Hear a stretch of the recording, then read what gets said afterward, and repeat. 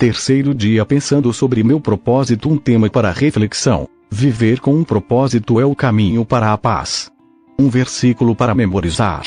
Tu, ó Senhor, dás paz e prosperidade às pessoas que têm uma fé firme, às pessoas que confiam em Ti. Isaías, capítulo 26. Uma pergunta para meditar. A opinião de minha família e de meus amigos é a força que dirige minha vida. Que força quero que dirija a minha vida? Dia criado para ser eterno, Deus tem plantado a eternidade no coração humano. Eclesiastes, capítulo 3, versículo 11. Deus certamente não teria criado um ser como o homem para existir somente por um dia. Não, o homem foi feito para a imortalidade. Abraham Lincoln: nesta vida não é tudo o que há. A vida é apenas um ensaio geral, antes da verdadeira produção. Você passará muito mais tempo do outro lado da morte na eternidade do que aqui. A Terra é um lugar de preparação, a pré-escola, o vestibular para a sua vida na eternidade. É o treinamento coletivo que ocorre antes do jogo, a volta de aquecimento antes do início da corrida. Esta vida é uma preparação para a próxima. Você viverá no máximo 100 anos sobre a Terra, mas para sempre na eternidade. O seu tempo na Terra é, como disse Thomas Brovne, apenas um parêntese na eternidade. Você foi feito para ser eterno. A Bíblia diz que Deus tem plantado a eternidade no coração humano.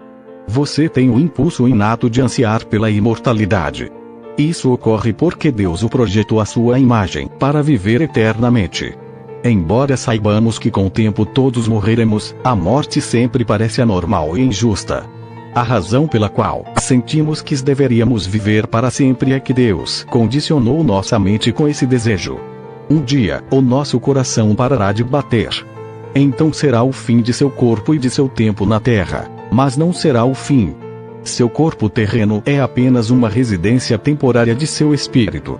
A Bíblia chama o nosso corpo terreno de temporária habitação, mas se refere ao nosso futuro corpo como uma casa. A Bíblia diz: de fato, nós sabemos que, quando for destruída esta barraca em que vivemos, que é o nosso corpo aqui na terra, Deus nos dará, para morarmos nela, uma casa no céu. Essa casa não foi feita por mãos humanas. Foi Deus quem a fez, e ela durará para sempre.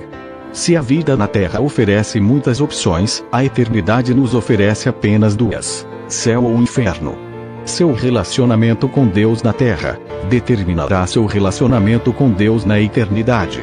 Se aprender a amar Jesus, o Filho de Deus, e confiar nele, você será convidado a passar o resto da eternidade com ele.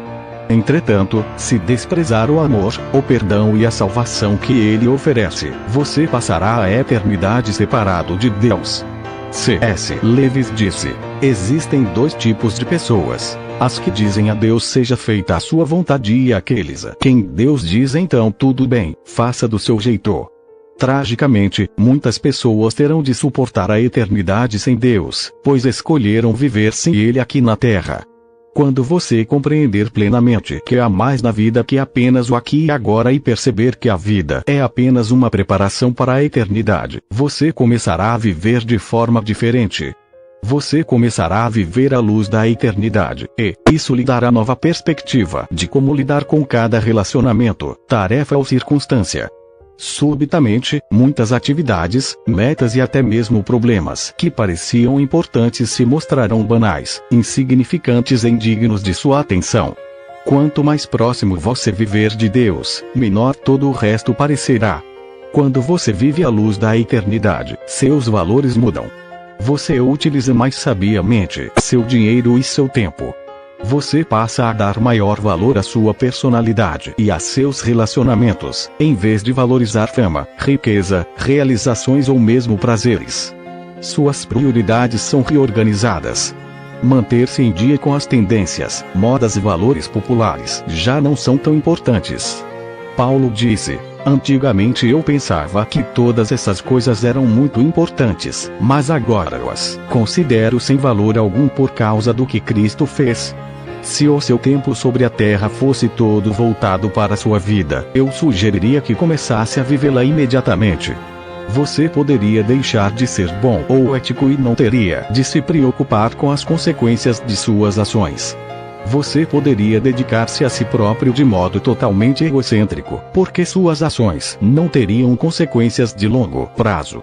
Mas, e isso faz toda a diferença, a morte não é o fim para você. A morte não é o fim, mas a transição para a eternidade. Por isso, existem consequências eternas para tudo aquilo que você faz na Terra. Cada ato de nossa vida toca um acorde que soará na eternidade. O aspecto mais prejudicial da vida contemporânea é o raciocínio em curto prazo.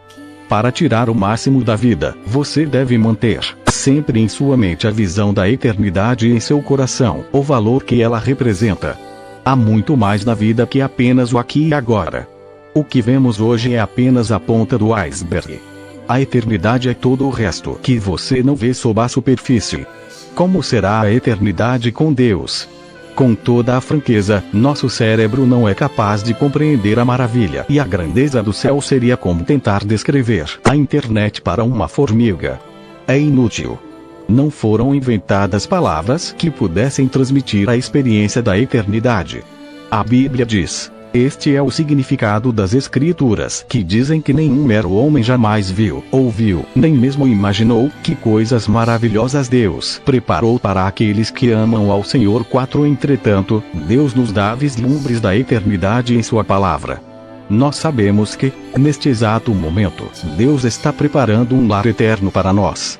No céu, seremos reunidos com os crentes amados, libertos de toda dor e sofrimento, recompensados por nossa fidelidade na terra e designados para um trabalho que apreciamos realizar. Nós não ficamos encostados nas nuvens, com auréolas e tocando harpa. Desfrutaremos da contínua companhia de Deus, e Ele se deleitará conosco para todo o sempre. Um dia Jesus dirá: venham, benditos de meu Pai. Recebam como herança o reino que lhes foi preparado desde a criação do mundo. C.S. Lewis captou o conceito de eternidade na última página de As Crônicas de Nárnia, sua série de histórias infantis, publicadas num só volume. Para nós, este é o fim de todas as histórias, mas para eles foi apenas o início da história real. Toda a vida que tiveram neste mundo foram apenas a capa e a primeira página. Agora, eles ao menos estavam começando o primeiro capítulo da grande história, que ninguém no mundo jamais leu e a qual prossegue eternamente. Cada capítulo melhor que o anterior. Deus tem um propósito para sua vida na Terra, mas ele não termina aqui. O plano envolve muito mais do que as poucas décadas que você passará neste planeta. É mais do que a oportunidade de toda uma vida. Deus lhe oferece uma oportunidade para além de toda uma vida. A Bíblia diz: mas o que o Senhor planeja dura para sempre, as suas decisões permanecem eternamente. 7 O único momento em que as pessoas pensam a respeito da eternidade é nos enterros, e mesmo nessas ocasiões são pensamentos frequentemente sentimentais e superficiais, baseados na ignorância. Você pode sentir que é mórbido pensar a respeito da morte, mas na verdade não é saudável viver negando-a, sem a considerar inevitável. 8 Somente um tolo passaria pela vida despreparado para o que todos sabemos que acabará acontecendo. Você deve pensar mais a respeito da eternidade, e não menos. Assim como os 9 meses que você passou no útero de sua mãe não tinham um fim em si, mas eram uma preparação para a vida, também a vida é uma preparação para o que vem a seguir. Se você possui um relacionamento com Deus por meio de Jesus, não é preciso temer a morte. Ela é a porta para a eternidade. Será o último momento de seu tempo na terra, mas não será o fim. Em vez de ser o fim de sua vida, será o seu nascimento na vida eterna. A Bíblia diz: porque este mundo não é nossa pátria, nós estamos aguardando a nossa pátria eterna no céu. 9 Em comparação com a eternidade, nosso tempo na terra não passa de um piscar de olhos, mas as consequências durarão para sempre. Os atos desta vida definem o destino na próxima. Deveríamos compreender que cada instante que gastamos neste corpo terreno é tempo gasto longe de nosso lar eterno, no céu com Jesus. 10 Há alguns anos, uma frase popular encorajava as pessoas a viver cada dia como o primeiro dia do resto de sua vida. Na verdade, seria mais sábio viver cada dia como se fosse o último de sua vida. Matthew Henry disse: é necessário que o assunto de cada dia seja preparar-se para o nosso último dia.